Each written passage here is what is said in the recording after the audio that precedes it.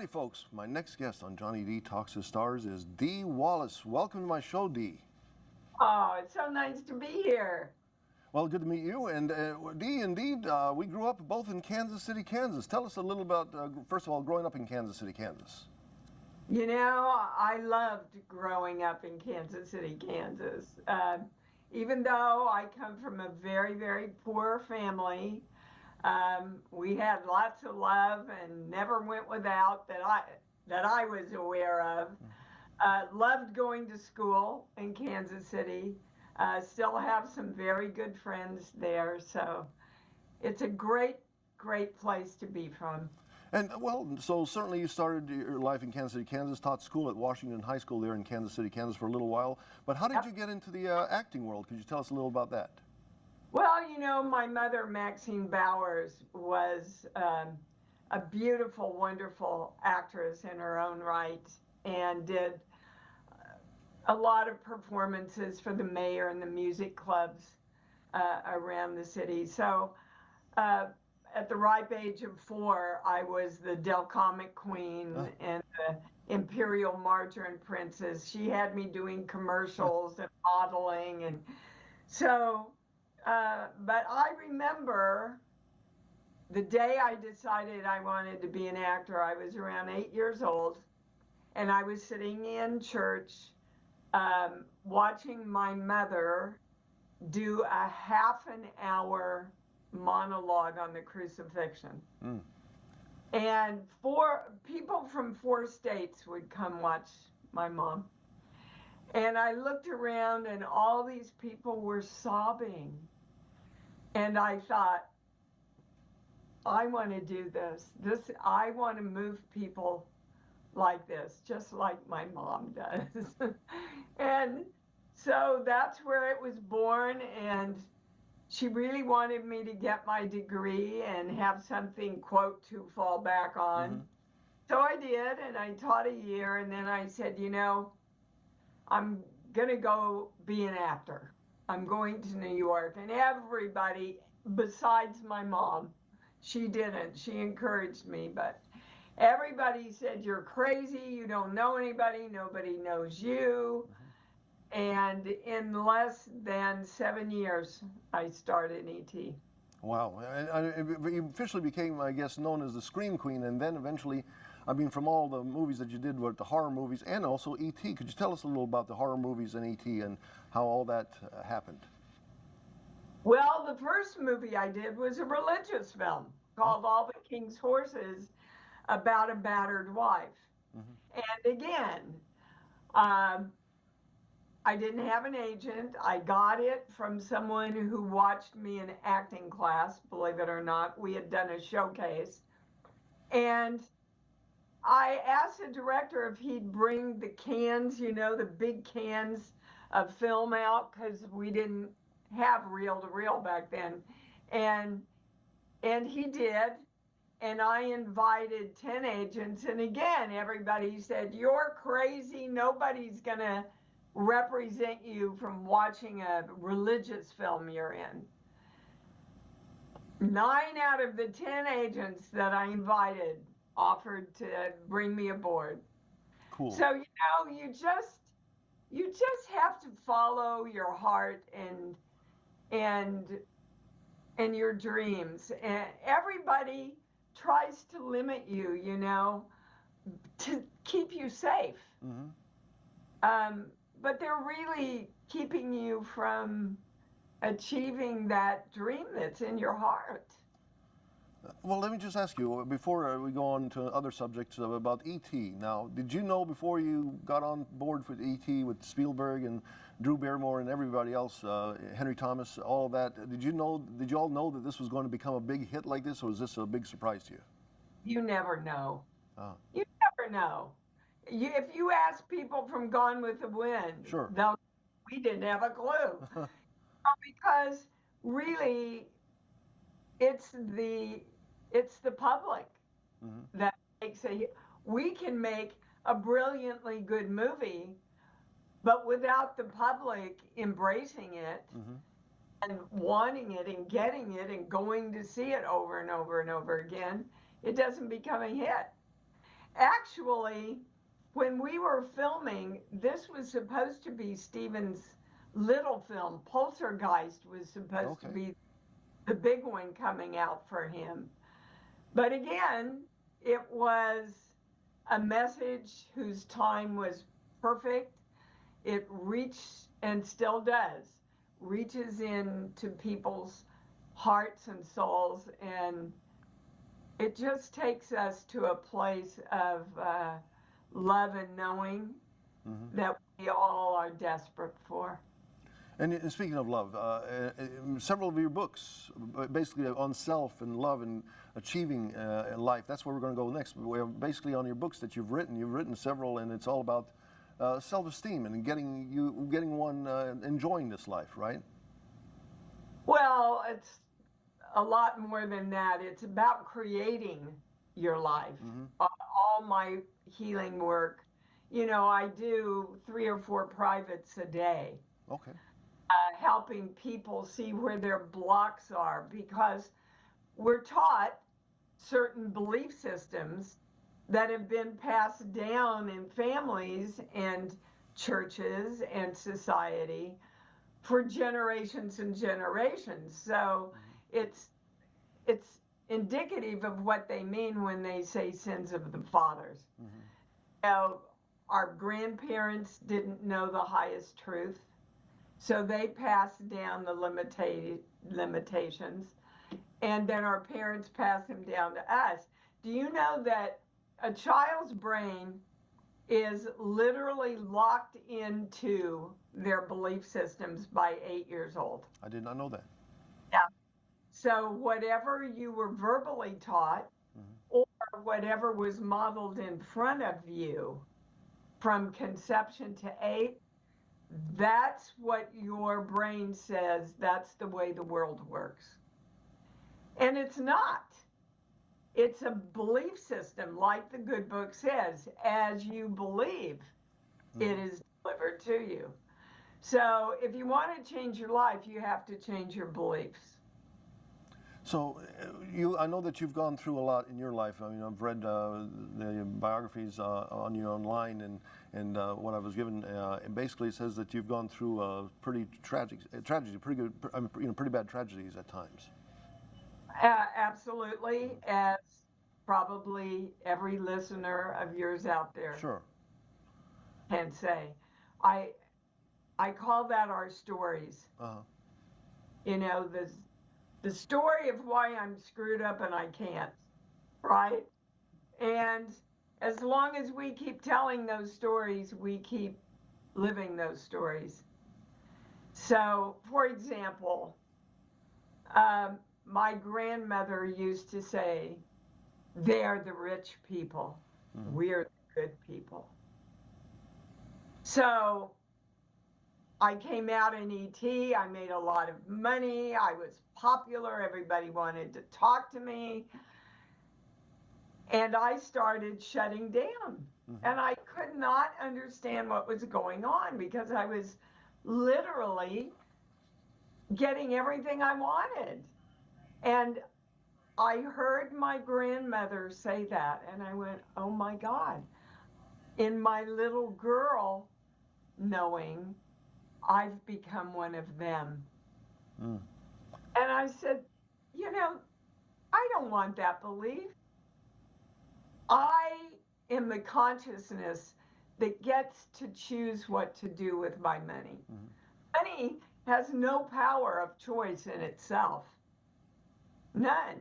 When I go out and speak, I put a big pile of money on the floor and I say, now I want everybody to keep watching that money so you can see all the bad stuff it does in the next 2 hours. Of course, everybody laughs, but subconsciously, we were taught that God is going to love us more if we're humble and not too powerful and have to work really hard for a living.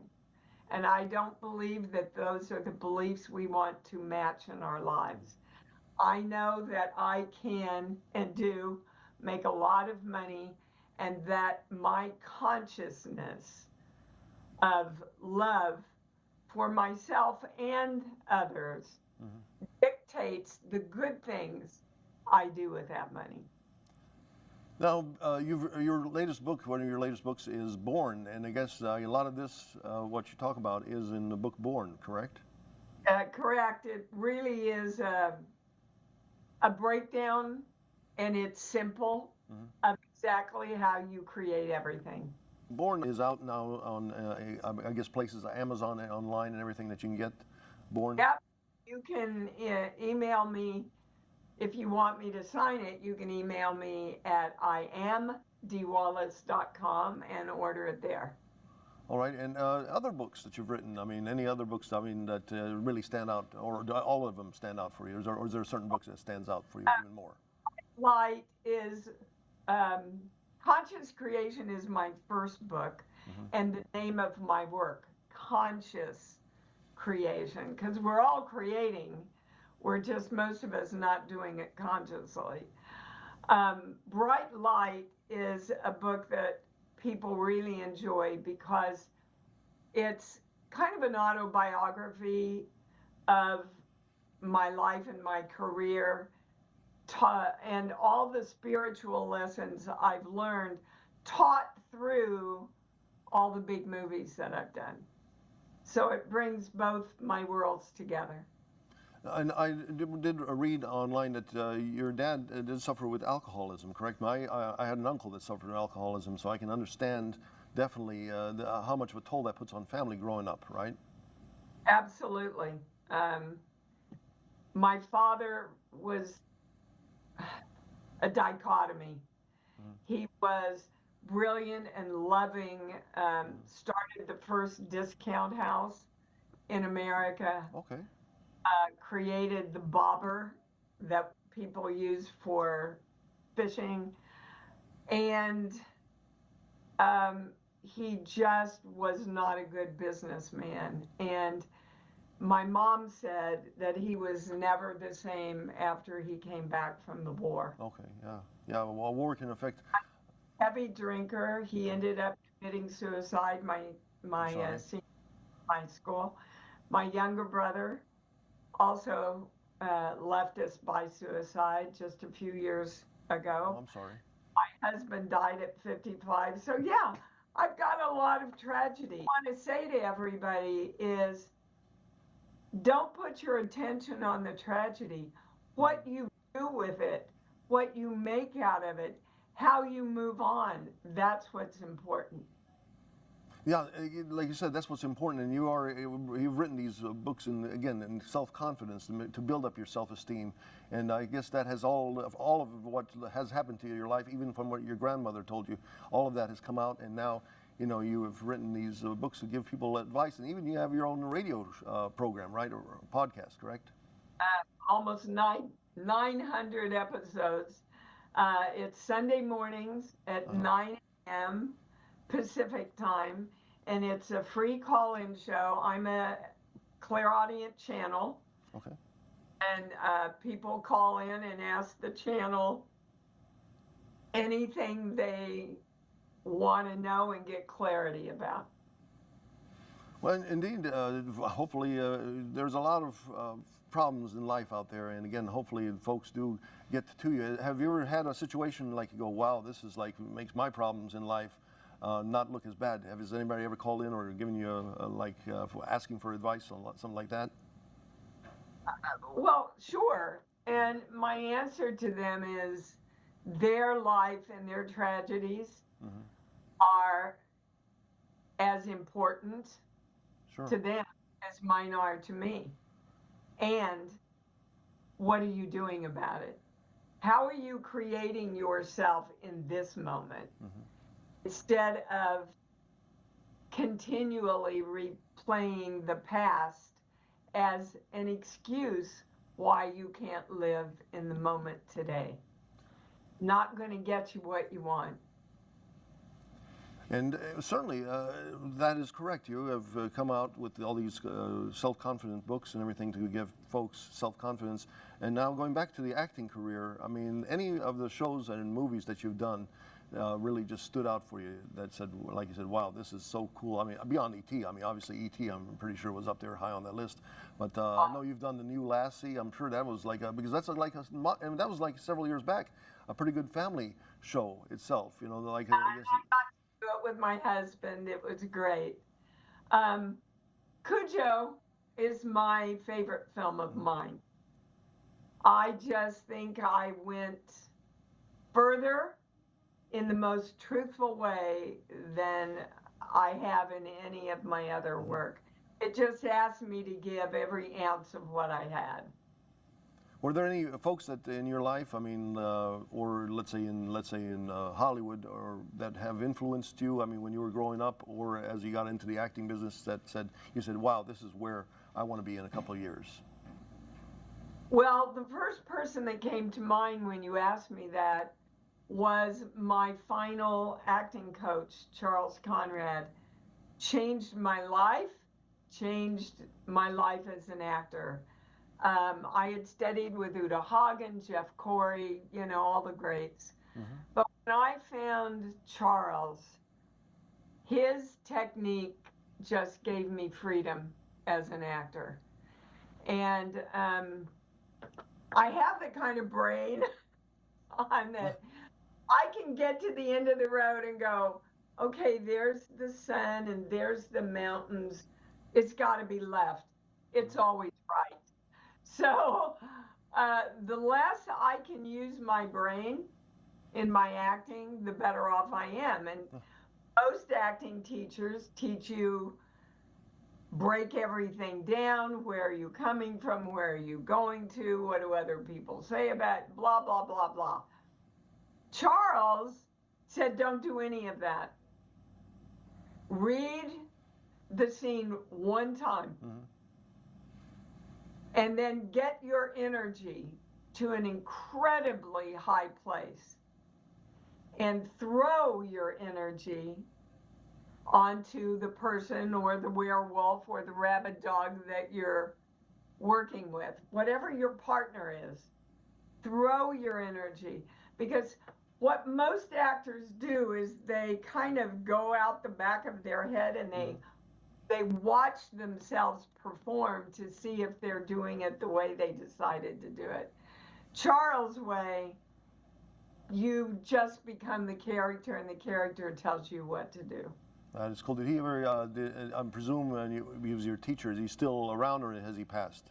No, he's passed. But did he get a chance to see you become an actress and grow in the acting business? Oh, yes. I studied with him all the way through E.T. and yeah. And one other thing you mentioned, the love place, and why it's so important. Basically, could you tell us that? Well, according to my channel, whatever you want, love it more. Mm-hmm. Money is a good example. Those of us who don't have enough money don't like money because we don't have enough of it. Mm-hmm. That's never going to get you more money. You have to go within. And your love place is easy, guys. It's any place that as soon as you think about it, it makes you smile and it opens your heart. I go to my doggie, my little grandson, who's 19 months old, Hawaii. All those are love places for me. And when I go there and create from there, it's miraculous what I create and bring to me. It's so simple, guys. We're just not taught the correct way to do it. Mm-hmm. Well, Dee, indeed, all of your movies, all of your shows have shown us your love of the business and how you've given us great entertainment, and also now to know that you've done all this to help people even beyond the acting and with books and in your radio program. And thank you for all of that. You know, it feeds me. Whenever you give, mm-hmm. the audience or the client gives back. It's like a great hug. And I actually coined a word for it, and I call it recigive. You can't give if it's not, received in some way. So if you think of a great hug, you want to be hugged back while you're sharing the hug, right? And that's what the universe wants. It wants to play with you in a big hug of love. It wants to give you all the desires of your heart. And thanks again, Dee, for all the hugging of, again, from the entertainment business to all of your books and to your radio program. It has been a pleasure to talk to you today. Yes, it's been wonderful. Thank you. All right, take care.